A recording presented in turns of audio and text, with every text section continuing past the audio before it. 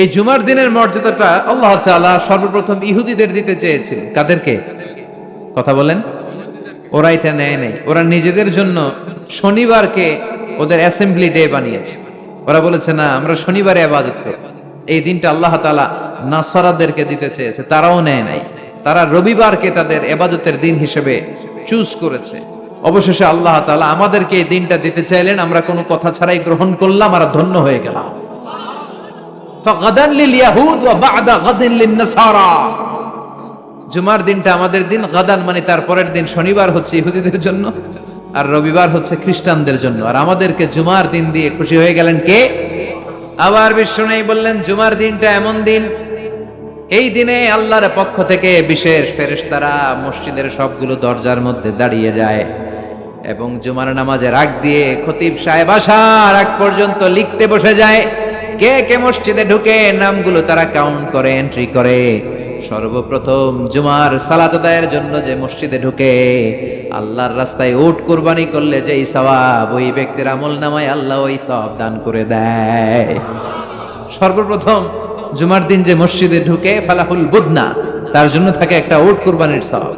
ওনার পরে যে ঢুকবে ফালাহু বাকারা, তার জন্য গরু কুরবানির সওয়াব। 3 নম্বরে যে ঢুকবে ফালাহুল কাবসা, তার জন্য ছাগল কুরবানির সওয়াব।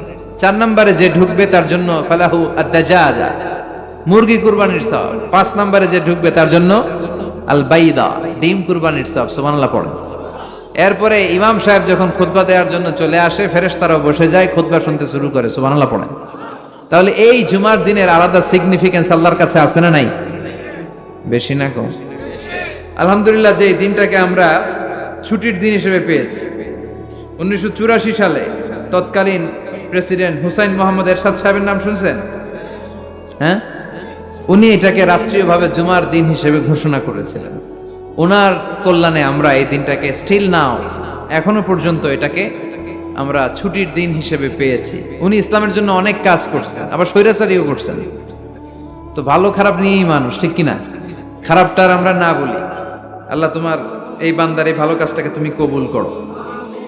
পৃথিবীর অনেক মুসলিম দেশেও এই শুক্রবারকে, এই জুমাবারকে তারা ছুটির দিন রাখতে পারে না। ইভেন মালয়েশিয়া, ইসলামের জন্য তারা অনেক কাজ করে, কিন্তু তাদের সাপ্তাহিক ছুটির দিন হচ্ছে রবিবার। সানডেতে তারা উইকেন্ড পালন করে। এর কারণ অনেক খ্রিস্টান দেশের সাথে ওদের ফিনান্সিয়াল এন্ড কমার্শিয়াল ট্রানজাকশন হয়। তো শুক্রবারে যদি এই কাজ করে, জুমার দিনে যদি এই কাজ করে, আর রবিবারে যদি তারা করতে না পারে, তাহলে একদিন তারা পিছিয়ে যায়। এই ফিনান্সিয়াল ট্রানজাকশনকে ঠিক রাখার জন্য রবিবারে মালয়েশিয়াতে ছুটির দিন হিসেবে ঘোষণা দিয়েছে। কিন্তু বাংলাদেশে সাপ্তাহিক ছুটির দিন কোনটা? খুশি না বেজার? চিল্লায় পড়ে আলহামদুলিল্লাহ। এজন্য রাব্বুল আলামিন বলেন, ইয়া আইয়ুহাল্লাযীনা আমানু ইযা নুদিয়া লিস-সালাতি মিন ইয়াউমিল জুমআতি ফাসআউ ইলা যিকরিল্লাহি ওয়া যারুল বাই', যালিকুম খায়রুল লাকুম ইন কুনতুম তা'লামুন। সুবহানাল্লাহ পড়েন। আল্লাহ ডেকে বলে, গোলাম ও আমার ইমানদার বান্দারা, আমার বিশ্বাসী বান্দারা, জুমার সালাতের জন্য যখন আজান দিয়ে দেয়া হয়, ফাসআউ ইলা যিকরিল্লাহ, আল্লাহর স্মরণের দিকে তোমরা ধাবিত হও। ওয়াযারুল বাই', কেনা বেচা বন্ধ করে দাও। যালিকুম খায়রুল লাকুম ইন কুনতুম তা'লামুন, এটাই তোমাদের জন্য কল্যাণকর যদি তোমরা জানতে। সুবহানাল্লাহ পড়ে। ও বিশ্বাসীরা, কারা? মানে আমরা, আমাদেরকে অ্যাড্রেস করে কথা বলছেন, ভাল লাগে না? আল্লাহ যখন আমাদেরকে ডাক দেয়, ভাল লাগে আপনাদের? আল্লাহ আমাদেরকে ডেকে বললেন, গোলাম জুমার সালাতের যখন আজান হয় তখন তোমরা আল্লাহর জিকিরের দিকে ধাবিত হও। এই আজান দ্বারা উদ্দেশ্য হচ্ছে খুতবা দেওয়ার আগে যে আজানটা দেয়া হয়, বুঝতে পেরেছেন? খুতবা দেওয়ার আগে একটা আজান দেয়া হয় না? দুর্ভাগ্যবশত এই দেশে ওই আজানটা খুব আস্তে আস্তে দেয়। ইমাম সাহেবের মুখের সামনে এসে ছোট্ট ছোট্ট করে দেয়, যাতে কেউ শুনতে না পারে। দেয় না এরকম? কিন্তু গোটা বিশ্বে রফিক ভাই এই আজানটাও মাইকে দেয়। এই আজানটাও মাইকে দেয়। আপনাদের এই চান্দোলাতে এবার আমি জুমা পড়ালাম না, দেখলাম এইখানেও আমার সামনে, আমার কানের সামনে এসে এসে আমারে শোনাইতেছে। তাই আমি বললাম, এটা মাইকে দেন, জোরে দেন। বলা হচ্ছে যে না, আশেপাশে ডিস্টার্ব হবে। কিন্তু সুন্নাহ হচ্ছে আজান মানে অ্যানাউন্সমেন্ট। আযান বিমা'না আল ই'লান, অ্যানাউন্সমেন্ট, ঘোষণা। তো ঘোষণা আসতে দিলে হবে? কথা বলেন। এটাও জোরে দেয়া সুন্নাহ, এটাও আওয়াজ করে দেয়া সুন্নাহ। কি কারণে এদেশে দেয়? আল্লাহু আ'লাম, আল্লাহু আ'লাম। গোটা বিশ্বে আপনি দেখবেন, আপনারা যারা হজ উমরা গিয়েছেন দেখবেন এই আজানটাও মাইকে দেয়, জোরে দেয়, যাতে লোকজন তাড়াতাড়ি চলে আসে। মূলত এই আজানটাই জুমার আজান। এর 1 ঘন্টা আগে আমরা বাংলাদেশে যেটা দেই, এটা আল্লাহ রাসূল সাল্লাল্লাহু আলাইহি ওয়াসাল্লামের জামানায় ছিল না। এটা সাইয়েদনা আবু বকরের জামানায় ছিল না, ওমরে ফারুকের জামানায় ছিল না। এটা শুরু হয়েছে সাইয়েদনা উসমান যুন্নুরাইনের জামানা থেকে। তখন মুসলিম ওয়ার্ল্ড খুব বেশি এক্সপান্ড করতে শুরু করলো, বাড়তে শুরু করলো। মুসলমানদের সংখ্যা অনেক বেড়ে গেল, মসজিদে গিজ গিজ করে লোকজন জায়গা হয় না। তো তখন মানুষ যেন জুমার সালাতের এই বরকত, এই মার্সি ব্লেসিংস থেকে বঞ্চিত না হয়ে যায়, মানুষকে আগ থেকে সতর্ক করার জন্য মদিনায় একটা বাজার আছে সুক জাওরা। এই সুকে জাওরার এখানে উনি এই নতুন একটা আজানের প্রচলন করলেন। আলহামদুলিল্লাহ পড়েন। এটাও সুন্নাত, এটা সুন্নাতে উসমান। বিশ্বনবী বলেছেন আলাইকুম বিসুন্নতি ওয়া সুন্নাতিল খুলাফাইর রাশিদিন আল মাহদিয়িন আবদু আলাইহা বিন নওয়াজিস। তোমাদের উচিত আমি বিশ্বনবীর সুন্নাতকে যেমনি আঁকড়ে ধরা, আমার 4 খলিফার সুন্নাতকেও তেমনি মারির দাঁত দিয়ে আঁকড়ে ধরা। চিল্লা এখন ঠিক কি না? এজন্য বিশ্বনবীর সুন্নাহ মানা যেমনি আবশ্যক, 4 খলিফা যে সুন্নাহ দিয়েছেন ওইটাও মানার দরকার আছে রাডাই। এই জন্য আমরা এই আজানটাকে দেই। কিন্তু এখানে নুদি আলি সালাতি মি ইয়াউমিল জুমা দ্বারা যে আজানের কথা বলা হয়েছে, এটা প্রথম আজান নয়, এটা হচ্ছে খুতবা দেওয়ার আগে যে আজান, ওই আজান। আল্লাহ বললেন ওই আজান যখন দেয়া হয় আর থাকতে পারবা না। প্রথম আজান দেয়া হয়েছে, দেরি হয়েছে, গোসলের পানি নাই, ব্যস্ততা, দেরি হয়েছে, সমস্যা নাই। কিন্তু দ্বিতীয় আজান যখন দেয়া হয় তখন আর ঘরে বসে থাকা যাবে। এজন্য আল্লাহ বললেন ফাসআউ ইলা যিকরিল্লাহ, আল্লাহর জিকিরের দিকে ধাবিত হও। ফাসআউ এর শাব্দিক অর্থ হচ্ছে দৌড়াও। ফাসআউ এর শাব্দিক অর্থ কি? আসলে এখানে দৌড়াও উদ্দেশ্য নয়, এখানে উদ্দেশ্য হচ্ছে আল ইহতিমাম, ইম্পর্টেন্স, গুরুত্ব দেয়া। কারণ বিশ্বনবী দৌড়ে দৌড়ে নামাজে যেতে নিষেধ করেছেন। ইযা উকিমাতিস সালাতু ফালা তা'তুহা তাসআউন ওয়া আতুহা তামশুন আলাইকুম বিস-সাকিনা ফামা আদরাকতুম ফাসাল্লু ওয়া মা ফাতাকুম ফাতিমু। বিষ্ণু বলেছেন নামাজের জামাতের ইকামত যখন হয়ে যায়, খবরদার দৌড়ে দৌড়ে নামাজে যাওয়া যাবে, আস্তে আস্তে যাও, হেঁটে হেঁটে যাও। ফামা আদরাকতুম ফাসাল্লু, যতটুকু যে পাবে আদায় করবে, যেটা ছুটে যাবে দাঁড়িয়ে নিজে নিজে পড়বে। কবুল করে নেয়ার মালিক কে? নামাজের জামাত দেখে দৌড় দিবেন? কিভাবে যাবেন? আস্তে আস্তে। আপনি দৌড়ে দৌড়ে গেলে আপনার ব্রেথ ইন ব্রেথ আউট, হাঁপানির ব্যারাম হবে। নামাজে যদি আপনি হাঁপাতে থাকেন, এটা সুন্দর লাগবে? আপনি কার সামনে দাঁড়াচ্ছেন? সব রাজার বড় রাজা, মহারাজা। চিল্লা এখন ঠিক কিনা? তার সামনে দাঁড়িয়ে হাঁপানির ব্যারাম দেখানোর কোনো সুযোগ? ধীরস্থির ভাবে যাবেন। অনেকেই এই কাজটা করে। মাগরিবের নামাজ, ইমাম সাহেব কেরাত ধরেছে ওয়াদ-দুহা ওয়াল-লাইলি ইযা সাজা। যারা ওযু করতেছে, আমার নিজের দেখা, যারা ওযু করতেছে এদের মুখস্থ এই সূরা।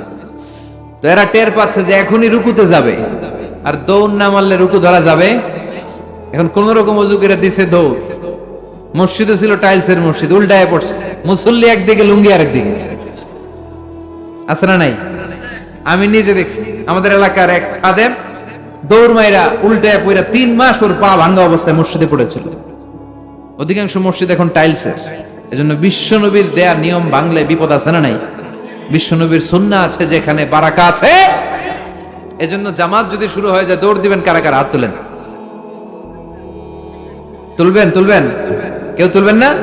আচ্ছা, তার মানে জামাত শুরু হয়ে গেলে দৌড়ে দৌড়ে জামাতে যে শরীক হওয়া যাবে, আস্তে আস্তে যাবে। যা পাবেন পড়বেন, বাকিটা আদায় করে নেবেন। কবুল করে নিবে কে? এজন্য আল্লাহ বললেন ফাসআউ ইলা যিকরিল্লাহ, যখন জুমার সালাতের আজান হয় আল্লাহর স্মরণের দিকে ধাবিত হও। যিকরিল্লাহ, এখানে যিকরুল্লাহ দ্বারা উদ্দেশ্য হচ্ছে খুতবাতাইন, জুমার 2 খুতবা। ফাসআউ ইলাল খুতবাতাইন, খুতবা শোনার জন্য তাড়াতাড়ি মসজিদে তোমরা ধাবিত হও। জুমার এই খুতবা শোনা কিন্তু ওয়াজিব, জানেন আপনারা? জানেন না? এই খুতবা শোনা ওয়াজিব। জুমার খুতবা আপনাকে শুনতেই হবে। যিকরুল্লাহর অনেক অর্থ। জিকির মানে শুধু লা ইলাহা ইল্লাল্লাহ নয়, জিকির মানে সালাত। জিকির মানে কি? মেটঙ্গরের ভাইরা বুঝতেছেন? মনোযোগ আছে না গেছে? কষ্ট হচ্ছে আপনাদের? তাকবীর দেয়া যাবে? জোরে না আসতে? দেখি কত জোর। লিল্লাহি তাকবীর। এই আপনাদের জোর? হ্যাঁ, এর চেয়ে বাড়বে না? ভলিউম বাড়ানো যাবে? লিল্লাহি তাকবীর, লিল্লাহি তাকবীর, লিল্লাহি তাকবীর। জিক্রুল্লাহর অনেক অর্থ। জিকির মানে সালাত। প্রতিদিন যে 5 ওয়াক্ত সালাত আপনি আদায় করছেন, এটার অপর নাম কি? এজন্য রব্বুল আলামিন বলেন, ইন্নানি আনাল্লাহু লা ইলাহা ইল্লা আনা ফা'বুদনি ওয়া আকিমিস সালাতা লিযিকরি। নিশ্চয় আমি তোমার রব, আমার স্মরণে নামাজ কায়েম করো। এই নামাজটা হচ্ছে আল্লাহর জিকির। এরপরে এই যে আমরা কোরআন তেলাওয়াত করি, এটাও কি আল্লাহর জিকির। আবার বিশ্বনবীরে বললেন, নবী আপনি ওয়াজ করেন, ওয়াজটাও জিকির। এই যে আমি ওয়াজ করতেছি, আপনারা ওয়াজ শুনতেছেন, পুরো সময়টা জিকির। সুবহানাল্লাহ পড়েন। আল্লাহ বললেন, নবী ফাযাক্কির ইন্নামা আনতা মুযাক্কির। ও নবী আপনি জিকির করেন, তার মানে আপনি ওয়াজ করেন। আপনার দায়িত্ব হচ্ছে নসিহত করা, উপদেশ দেয়া। লাস্তা আলাইহিম বিমুসাইতির। নবী গো, আমি আপনারে দারোগা বানিয়ে পাঠাই নাই। নবী কি দারোগা? কথা বলেন। নবী কি জোর করে কাউরে মুসলমান বানাবে? ইসলামে জোরাজুরি আছে? লা ইকরাহা ফিদ্দিন। সুবহানাল্লাহ পড়েন। ইসলামে কোনো বাড়াবাড়ি, ইসলামের সৌন্দর্য দেখেই অমুসলিমরা কালিমা পড়ে মুসলমান হবে, ঠিক কিনা? এই যে নিউজিল্যান্ডে মারা গেছে কয়জন? হ্যাঁ, এই 50 জন মারা যাওয়ার পরে কালিমা পড়ছে কয়জন? হ্যাঁ, 350 জন। সুবহানাল্লাহ পড়বেন না? আহা, এই দিনকে বিজয় দান করবে কে? এই দিনকে হারিয়ে দেয়া যায় না, এই দিনের আওয়াজকে স্তব্ধ করে দেয়া যায় না। এই দিনের বৈশিষ্ট্য হচ্ছে চারা গাছের মতো, এটারে মাটিতে গেড়ে দিলে এটা ডালপালা সহ উপরের দিকে ওঠে। চিল্লা এখন ঠিক কিনা? বিশ্বব্যাপী ইসলামের জয়গান।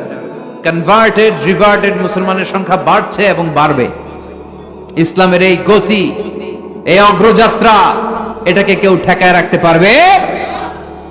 ধারণা করা হচ্ছে অল্প কিছুদিনের ব্যবধানেই, অল্প কিছুদিনের ব্যবধানেই ইউরোপ আমেরিকাতে মুসলমানরা সংখ্যা গরিষ্ঠ হয়ে যাবে। সুবহানাল্লাহ পড়েন। বাইনোকুলার দিয়ে খুঁজেও একজন অমুসলিম খুঁজে পাওয়া যাবে। ইতিমধ্যেই তারা তাদের চার্চগুলো বিক্রি করতে শুরু করেছে। ওদের যে উপাসনালয়, গির্জা, আমার যত ফ্রেন্ড আমেরিকাতে আছে ওদের কাছে শুনেছি যতগুলো মসজিদে ওরা সালাত আদায় করে, এগুলো এর আগে ছিল ওদের গির্জা, ওদের চার্চ। এখন চার্চের ইমাম ছাড়া আর মুয়াজ্জিন ছাড়া কেউ থাকে না, সারা বছরে কেউ আসে না। পরে দেখলে এই চার্চ রাইখাই লাভ নেই, এগুলোর দে বেচা। মুসলমানদের কাছে ওদের গির্জা বিক্রি করে দিচ্ছে, আর মুসলমানরা এগুলোর মসজিদ বানায় নিচ্ছে, মসজিদ বানায় নিচ্ছে। বিষ্ণুই বললেন, ইন্নাল্লাহা যাওয়ালি আল আরদা ফারাআইতু মাশারিকাহা ওয়া মাগারিবাহা। আল্লাহ তাআলা পৃথিবীটার এরকম ছোট মিনিয়েচার বানিয়ে আমাকে দেখিয়েছে। আমিও ঘুরে ঘুরে পৃথিবীর ডানে বায়ে সামনে পিছনে পুরোটারে দেখেছি। আল্লাহ বলেছেন, নবী আপনি যদ্দূর দেখেছেন ঠিক তদ্দূর কালিমার বাণী আমি আল্লাহ পৌঁছে দেব। লা বাইতা ওয়াদার ওয়ালা মাদার ইল্লা আদখালাহুল্লাহু হাযা দ্বীন। বিষ্ণু বললেন, পৃথিবীতে এমন কোন ছনের ঘর থাকবে না, টিনের ঘর থাকবে না, দোচালা ঘর থাকবে না, বিল্ডিং থাকবে না, টাওয়ার থাকবে না, মরুভূমি আর জঙ্গল থাকবে না যেখানে লা ইলাহার বাণী উচ্চারিত হবে না। প্রতিটি আনাচে কানাচে এই শাহাদাত বাক্য, এই কালেমার বাণীকে পৌঁছে দিবে কে? এজন্য we are proud of as a মুসলিম।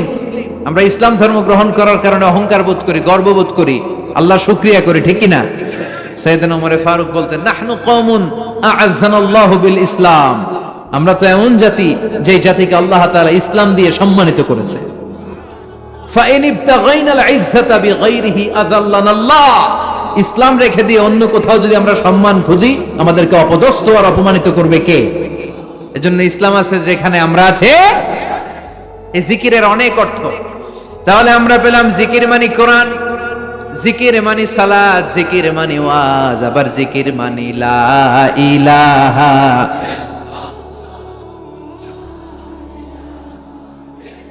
সুবহানাল্লাহ, আলহামদুলিল্লাহ, লা ইলাহা, সুবহানাল্লাহ,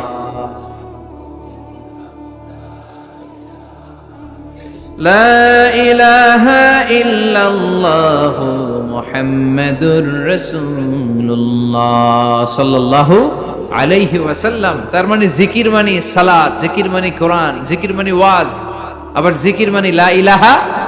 আফদালু যিকরি লা ইলাহা ইল্লাল্লাহ। বিষ্ণু বললেন, সবচেয়ে শ্রেষ্ঠ জিকির হচ্ছে লা ইলাহা ইল্লাল্লাহ। মান কালা লা ইলাহা ইল্লাল্লাহ মুখলিসান মিন কলবিহি দাখালাল জান্নাহ। ইখলাসের সাথে একবার যদি কেউ লা ইলাহা পড়ে তার জন্য জান্নাতকে ওয়াজিব করে দিবে কে? আবার বিষ্ণু বললেন লা ইয়াজালু লিসানুকা রাতবান মিন যিকরিল্লাহ, আল্লাহর জিকির থেকে কখনোই যেন তোমরা খালি হয়ে না যাও, সবটা সময় আল্লাহর জিকির দিয়ে জিহ্বাটারে ভিজিয়ে রাখবা। সব সময় জিহ্বাটারে কার জিকির দিয়ে ভিজিয়ে রাখবো? আবার বিষ্ণু বলতেন আহাব্বুল কালাম ইলাল্লাহি আরবা, আল্লাহর কাছে সবচেয়ে প্রিয় কথা চারটি। এক হচ্ছে সুবহানাল্লাহ, দুই হচ্ছে আলহামদুলিল্লাহ, তিন হচ্ছে লা ইলাহা, চার হচ্ছে আল্লাহু আকবার। আওয়াজ করে বলেন তো এক নম্বরে কোনটা, দুই নাম্বার, তিন নাম্বার, চার নাম্বার? সবাই আওয়াজ করে বলেন এক নাম্বার, দুই নাম্বার, তিন নাম্বার, চার নাম্বার। আল্লাহ তোমার জিকির যেন বেশি বেশি করতে পারি তুমি তৌফিক দাও। জিকির মানে সালাত, জিকির মানে কোরআন, জিকির মানে ওয়াজ, আবার জিকির মানে জুমার খুতবা। সুবহানাল্লাহ পড়েন। এখানে জিকরুল্লাহ দ্বারা উদ্দেশ্য হচ্ছে আল খুতবাতাইন ক্বাবলা আল জুমা, জুমার আগে যে দুই খুতবা আছে এই দুই খুতবাকে জিকরুল্লাহ বলে নামকরণ করেছে কে? এজন্য আল্লাহ ডেকে বললেন গোলাম জুমার দিনে যখন আজান হয় জুমার খুতবা শোনার জন্য তোমরা তাড়াতাড়ি যাও, ওয়াদারুল বাই, কেনা বেচা বন্ধ করে দাও, shut down the supermarket, close the super মল, দোকানের শাটার নামিয়ে দাও, ব্যবসা প্রতিষ্ঠান বন্ধ করে দাও, স্কুল কলেজ আদালত সব ক্লোজ করে দাও, ক্যাশ বক্সে তালা ঝুলিয়ে দাও। আদেশটা কার? জুমা চলাকালীন সময় খুতবার সময় কোন দোকানপাট খোলা থাকতে পারবে? চিল্লায় বলেন পারবে? আল্লাহ বললেন দেখা যায় অল্প সময় ব্যবসা নাই, এই অল্প সময়ের জন্য তোমার সাময়িক কিছু প্রফিট নাই, কিন্তু আসল প্রফিট করিয়ে দেওয়ার মালিক কে? যালিকুম খায়রুল লাকুম ইন কুনতুম তা'লামুন, এটাই তোমাদের জন্য কল্যাণকর যদি তোমরা বুঝো। কার কথা? যদিও 2 ঘন্টা সুপার শপ বন্ধ থাকবে, সামান্য কিছু সময় বেচা কিনা নাই, কিন্তু আপনার ব্যবসায় বরকত ঢুকায় দেওয়ার মালিক কে? কেউ যেটা পারে না পারে কে? এরপর আল্লাহ বললেন ফাইদা কুদিয়াতিস সালাতু ফান্তাশিরু ফিল আরদি ওয়াবতাগু মিন ফাদলিল্লাহ ওয়াযকুরুল্লাহা কাসীরান লাআল্লাকুম তুফলিহুন। সুবহানাল্লাহ পড়েন।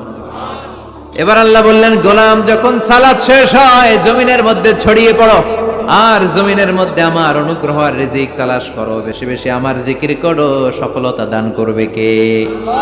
ইসলামের দেয়া বিধিনিষেধ হচ্ছে নামাজ শেষ আপনি জমিনে চলে যাবেন, নামাজ যখন শেষ হয়ে যায় আপনি মসজিদ থেকে বের হয়ে যাবেন, ছাত্র চলে যাবে তার কলেজে, টিচার চলে যাবে শিক্ষকদের কমন রুমে, মেম্বার অফ দ্য পার্লামেন্ট চলে যাবে পার্লামেন্টে, ঠিক কিনা? কৃষক চলে যাবে মাঠে। সালাত শেষ হওয়ার পরে মসজিদে বসে থাকা যাবে? কথা বলেন।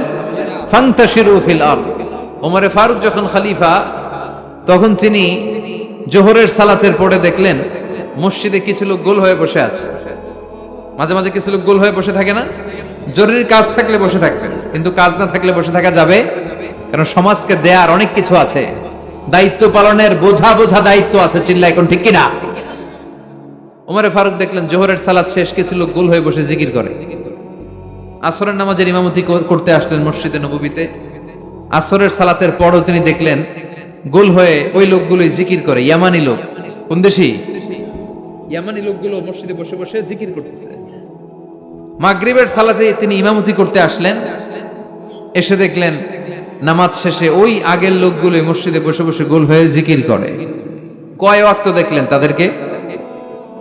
সবাই বলেন, আরো জোরে বলেন। 3 ওয়াক্ত একই লোকদেরকে দেখে ওমরে ফারুক জিজ্ঞেস করলেন মান আনতুম, এদিকে তাকান, আমার দিকে তাকান, মান আনতুম, আপনারা কারা? এরা বলল নাহনুল মুতাওয়াক্কিলুনা আলাল্লাহ, আমরা আল্লাহর উপর তাওয়াক্কুলকারী। তো আপনারা যে আল্লাহর উপর তাওয়াক্কুল করে বসে আছেন, আপনাদের খাওয়া দাওয়া আসে কোত্থেকে, খানা জোটে কোত্থেকে? এরা বলল আমাদের জিকির আর বুজুর্গি দেখে আশেপাশের লোকজন আমাদেরকে খাবার দিয়ে যায়। বুঝে কয় সুবহানাল্লাহ। তো ওমর ফারুক বললেন আপনাদের জিকির আর বুজুর্গি দেখে যদি আশেপাশের লোকজন খাবার দিয়ে যায় তাহলে তো আপনারা আল মুতাওয়াক্কিলুনা আলাল্লাহ নন, আনতুমুল মুতাওয়াক্কিলুন বা'দুকুম আলা বা'দ, তোমরা একে অপরের উপর তাওয়াক্কুলকারী। যারা খাবার দিয়ে যায় এদের উপর তাওয়াক্কুল, এরা বাটি না নিয়ে আসলে তোমাদের জিকির থাকবে না। কথা বলেন। ওমরে ফারুক বললেন, এরপর থেকে যদি নামাজের পরে গোল হয়ে বসে থাকতে দেখি, পিটায় মসজিদ থেকে বের করবে, বের হয়ে যাও, বের করে দিলেন। এজন্য কোন যুবক সালাত শেষে মসজিদে বসে থাকবে, সে তার কাজে যাবে।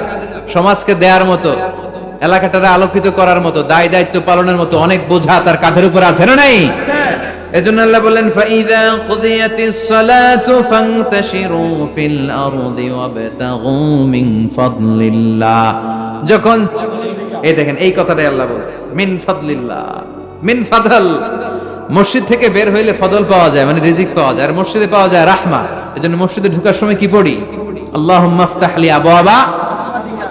আমরা যখন মসজিদে ঢুকি আমরা বলি, আল্লাহুম্মা ইফতাহ লি আবওয়াবা রাহমাতিক, আল্লাহ তোমার রহমতের যত দরজা আছে সব আমাদের জন্য খুলে দাও।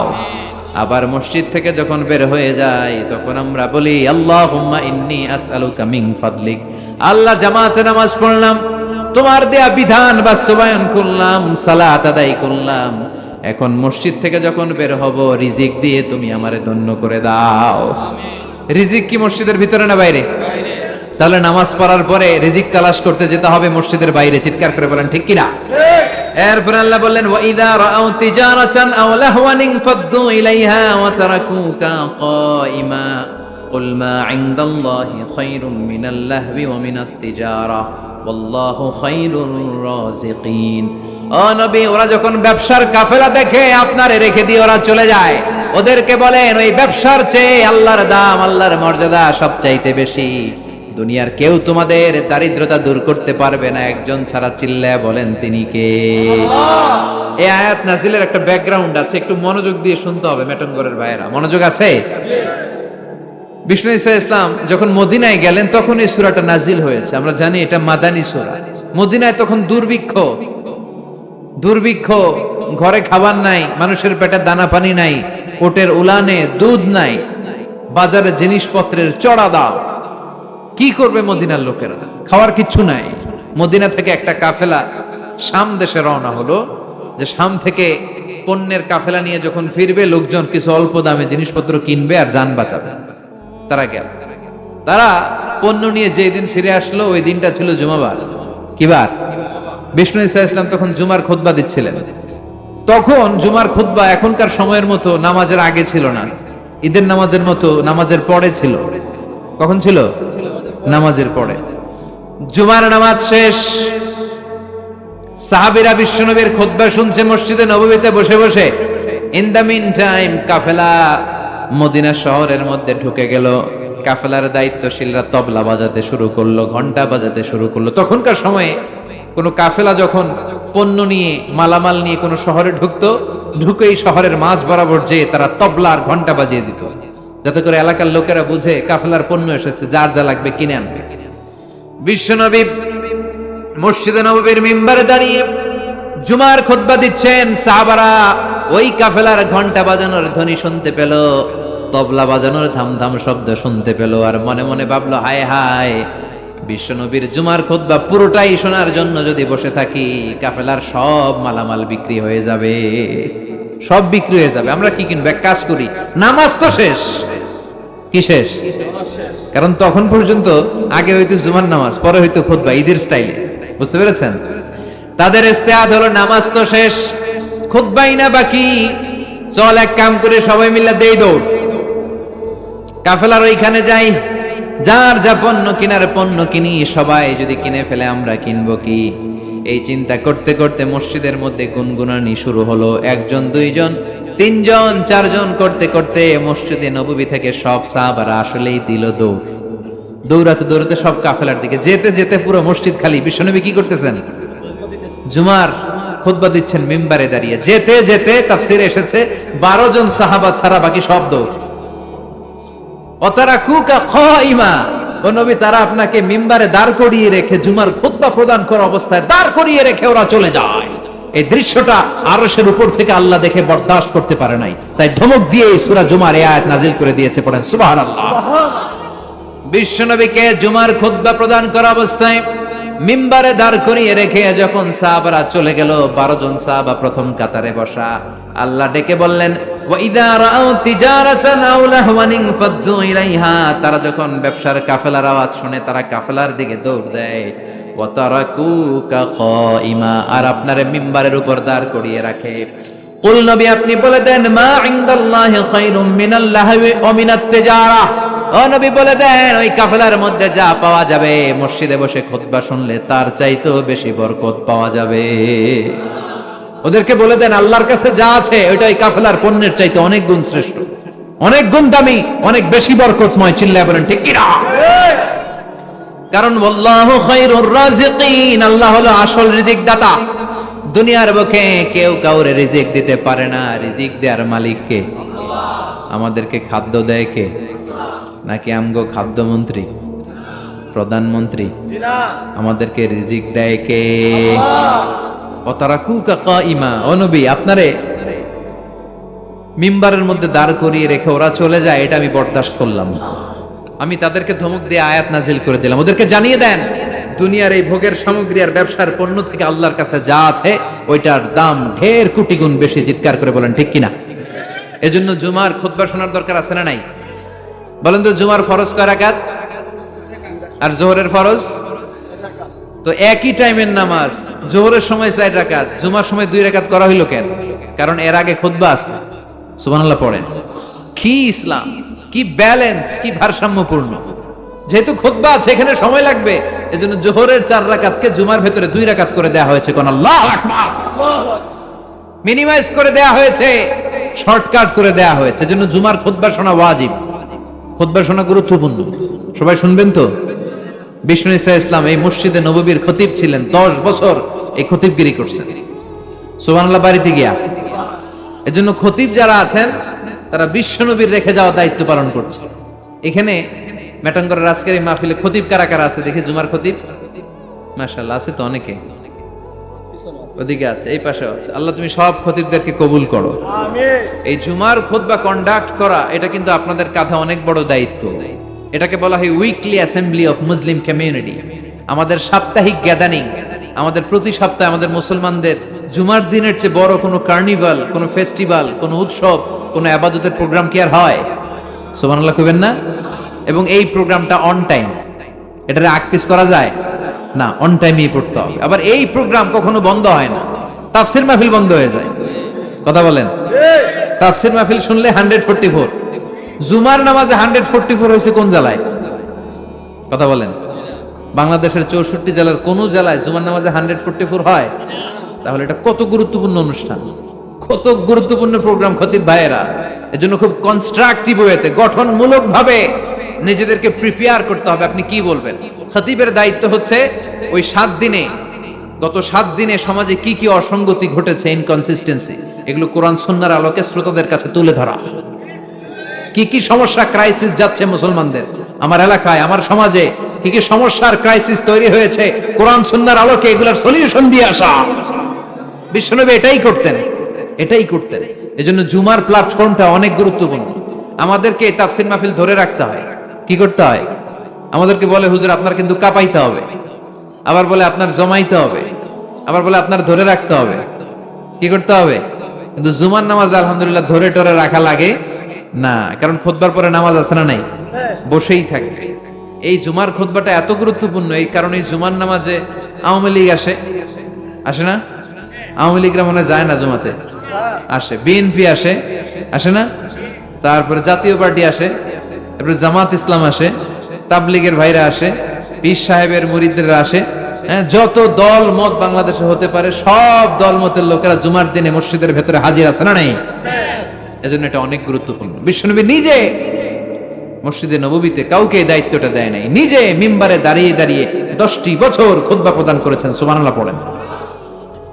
বিশ্বনবী মসজিদে নববীর মিম্বারে দাঁড়িয়ে খুতবা দিচ্ছেন, হঠাৎ বিশ্বনবীর কলিজার টুকরা, বিশ্বনবীর সুগন্ধি হাসান আর হুসাইন রাদিয়াল্লাহু তাআলা আনহুমা ঘর থেকে বের হয়ে সাহাবাদের কাতারের সামনে দিয়ে দৌড়াদৌড়ি শুরু করে দিয়েছে।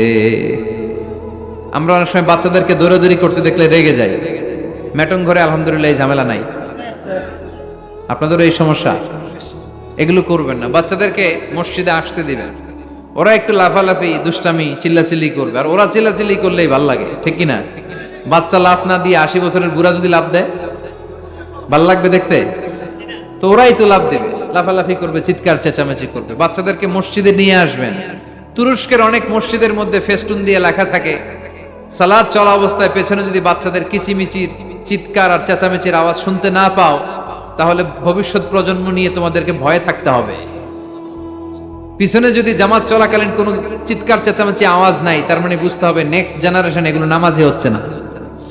আর তারাবি চলাকালীন অবস্থায় পিছনে যদি চিৎকার চেঁচামেচি হই হল্লোড় থাকে, তাহলে বোঝা যাবে আমার ছেলে মেয়ে, আমার নাতিপুতি সবগুলো নামাজি হচ্ছে। কথা বলেন? এজন্য বাচ্চারা চিৎকার চেঁচামেচি করলে খবরদার মসজিদ থেকে তাড়িয়ে দিবেন না, ওদেরকে ডেকে আনেন। যেতে যেতেই ওরা বুঝবে এটা ইবাদতগাহ, এখানে চিৎকার দেওয়া যায় না, এখানে দুষ্টুমি করা যায় না, এখানে আল্লাহর নাম জপতে হয়, এখানে সেজদায় পড়ে কাঁদতে হয়, ঠিক কি না? বিশ্বনবী মসজিদে নববীর মিম্বারে দাঁড়িয়ে জুমার খুতবা দিচ্ছেন।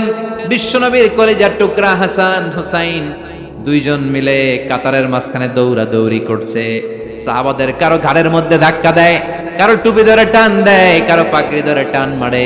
বিশ্বনবী মিম্বারের উপর দাঁড়িয়ে দাঁড়িয়ে দেখে। বিশ্বনবী খুতবা দিতে দিতে এই দৃশ্য দেখে খুতবা থামিয়ে দিলেন। খুতবা ওই জায়গায় স্টপ করে নিজে মিম্বার থেকে নামলেন, নেমে দুই নাতিরে ধরলেন, দুই হাতে ধরে মিম্বারের উপরে নিয়ে আসলেন, এনে হাসানকে ডান হাতে হোসাইনকে বাঁ হাতে রেখে দুইজনকে এইভাবে হ্যান্ডকাফ পরাইয়া বাকি খুতবা কমপ্লিট করেছেন। পড়েন সুবহানাল্লাহ। এজন্য বাচ্চাদেরকে মসজিদ থেকে তাড়াই দিবেন কোনদিন? আবার বিশ্বনবী একবার জুমার খুতবা দিচ্ছেন। বিশ্বনবী দেখলেন এক সাহাবী খুতবা চলাকালীন মসজিদের মধ্যে ঢুকেই মসজিদে বসে পড়েছে। বিশ্বনবী ডাকলেন, বললেন দাঁড়াও। সাহাবী দাঁড়ালেন। বিশ্বনবী বললেন 2 রাকাত পড়েছো নাকি? সাহাবী বললেন না, পড়ি নাই। বিশ্বনবী বললেন ওয়ারকা রাকাতাইন, তাড়াতাড়ি করে 2 রাকাত পড়ো, তারপরে বসে যাও। এটা হচ্ছে দুখুলুল মসজিদ। মসজিদে ঢুকলেই 2 রাকাত পড়তে হয়। এটা কি খুতবা চলে না কি চলে এটা দেখার বিষয় না, আপনি পড়বেন। এটা হচ্ছে সবচেয়ে স্ট্রং মত। হ্যাঁ, হানাফি স্কুল অফ থটে আরেকটা মতকে প্রমোট করা হয়, সেটা হচ্ছে আপনি ঢুকেই পড়বেন, কিন্তু খুতবা চলাকালীন পড়বেন না, কারণ খুতবাও ওয়াজিব। খুতবাও কি ওয়াজিব, আগে পরে করে ওইটা আপনি পড়ে নেবেন। এজন্য যেই মতটা আপনাদের কাছে শক্তিশালী লাগে আপনারা পালন করেন, কিন্তু কিলাকিলি করা যাবে না।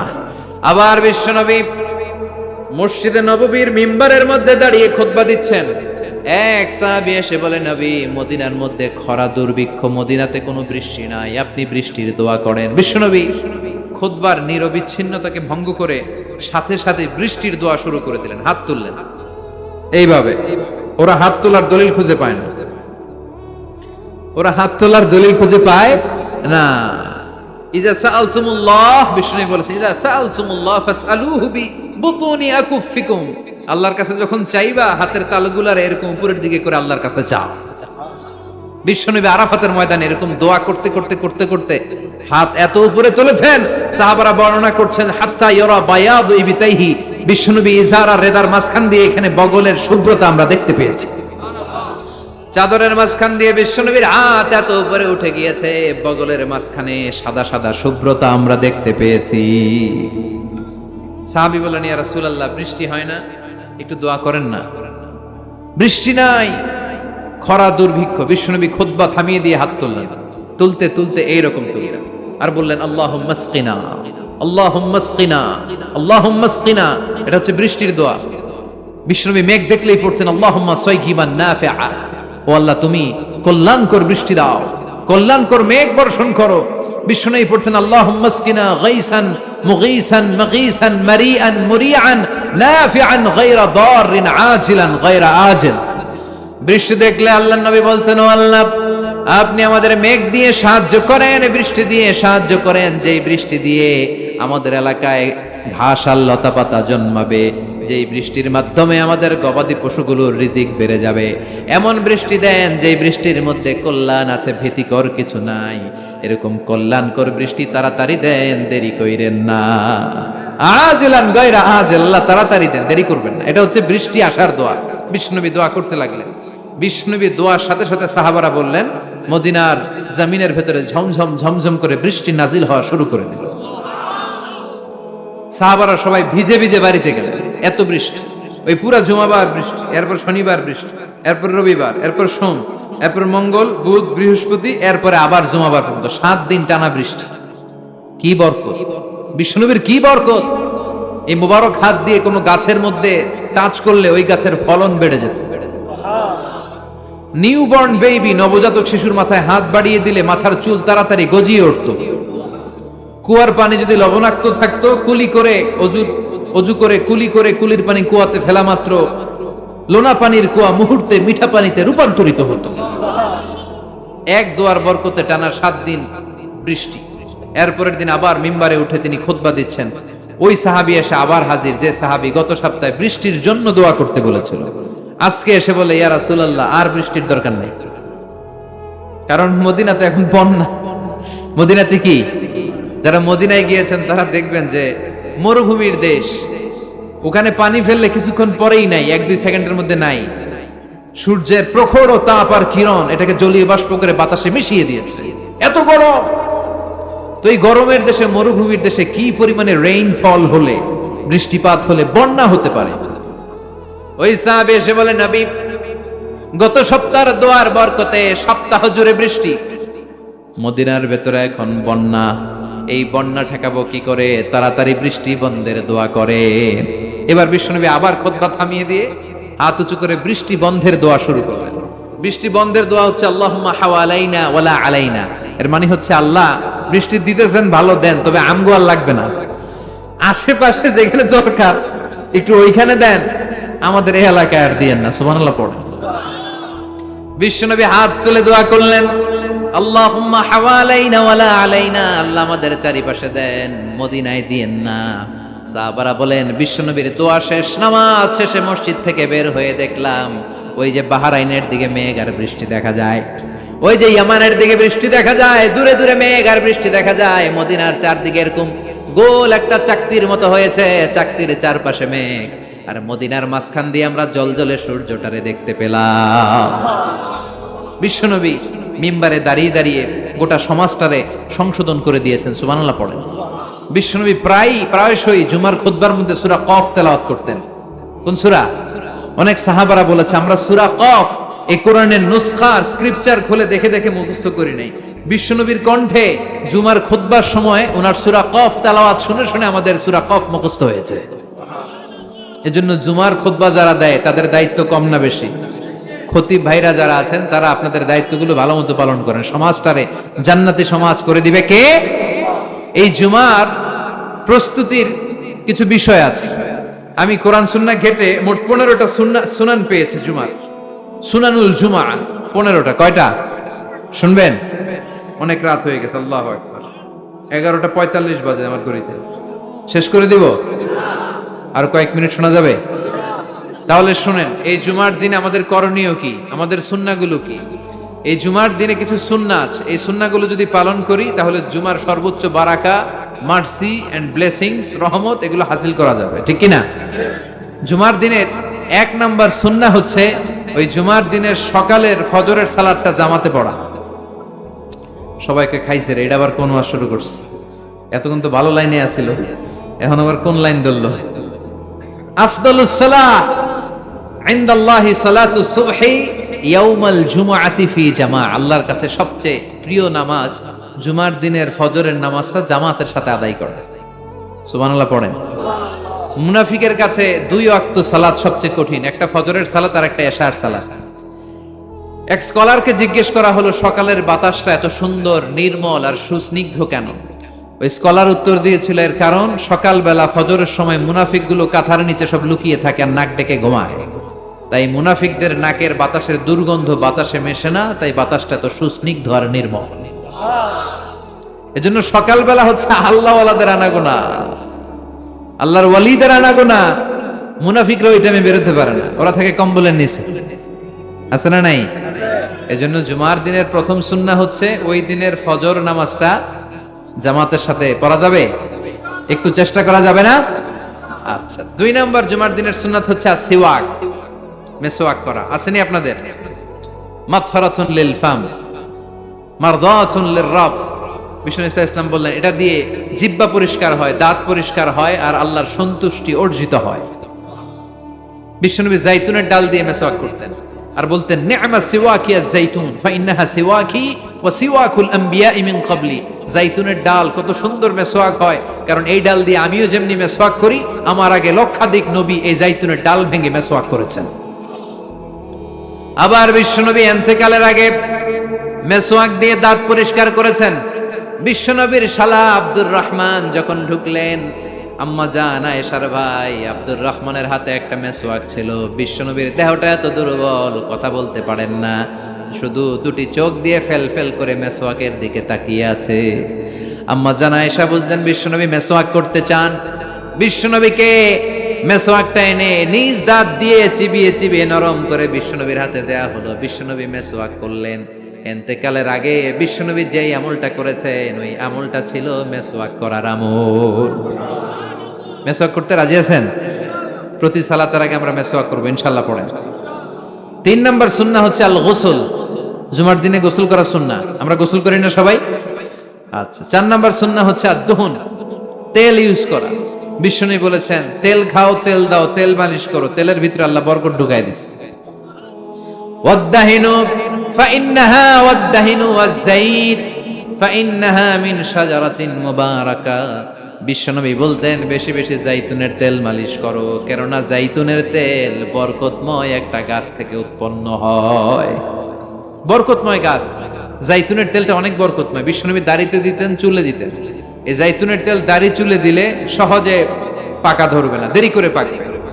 দেহের মধ্যে যদি মেসেজ করেন দেহের বয়সের ভারত্ব, কুচকে যাওয়ার, চামড়া কুচকে যাওয়ার যে রোগ, এটা কমে যাবে, দেহটা ক্লিন থাকবে, স্মুথ থাকবে। সুবহানাল্লাহ পড়েন।